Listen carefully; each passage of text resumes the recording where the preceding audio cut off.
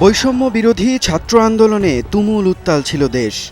আন্দোলন দমাতে চলে গুলি, প্রাণ যায় হাজারেরও বেশি মানুষের। তবুও দমেনি আন্দোলন। দুর্বার গতিতে তা ছড়িয়ে পড়ে সারা দেশে। বিক্ষোভ আর প্রতিবাদের মুখে ক্ষমতা ছেড়ে দেশ ছাড়তে বাধ্য হন শেখ হাসিনা। সম্প্রতি সামাজিক যোগাযোগ মাধ্যমে একটি ভিডিও ভাইরাল হয়েছে, যেখানে দেখা যায় ভ্যানে নিথর দেহের স্তূপ, আবার সেই ভ্যানে নির্মমভাবে তোলা হচ্ছে আরেকটি মরদেহ।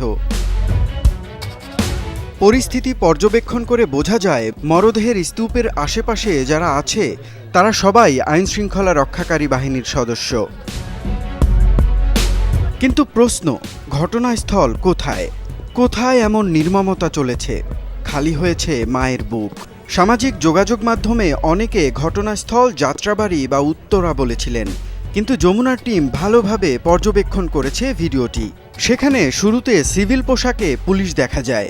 একটু পরেই যে পোশাক দেখা যায় তাতে নিশ্চিত এটা কোনো মেট্রোপলিটন এলাকা নয়। পোশাক জেলা পুলিশের। তাতে মোটামুটি স্পষ্ট যে ঘটনাস্থল ঢাকা, চট্টগ্রামের মতো কোনো শহর নয়। তাহলে প্রশ্ন, এই ভিডিও কোথাকার? ফুটেজ দেখে লোকেশন বোঝা খুব মুশকিল, তবে ক্লু আছে। ফুটেজে দেখা যায় কয়েকজন পুলিশ হেঁটে যাচ্ছে। চলুন খোঁজার চেষ্টা করি কী ছিল তাদের পরিচয়। বিভিন্ন সূত্রে নিশ্চিত হওয়া গেছে ছবিতে দেখতে পাওয়া প্রথমজন সাভার ডিবির পরিদর্শক আরাফাত। দ্বিতীয় জনের পরিচয় নিশ্চিত হওয়া যায়নি, অর্থাৎ ফুটেজের ঘটনাস্থল সাভার, আশুলিয়া বা তার আশেপাশে। ফুটেজে আরেকটি জায়গায় একটি পোস্টার লক্ষ্য করা যাচ্ছে। কয়েকজন স্বনামধন্য ফ্যাক্ট চেকার সেই পোস্টারের স্পষ্ট ছবিও হাজির করেছেন। তাতে দেখা যায় আবুল হোসেন ভূঁইয়া নামের একজনকে, যেখানে আবার আছেন গেল নির্বাচনে আশুলিয়ার ধামসোনা ইউনিয়ন পরিষদের চেয়ারম্যান থেকে সংসদ সদস্য হওয়া সাইফুল ইসলামের ছবিও।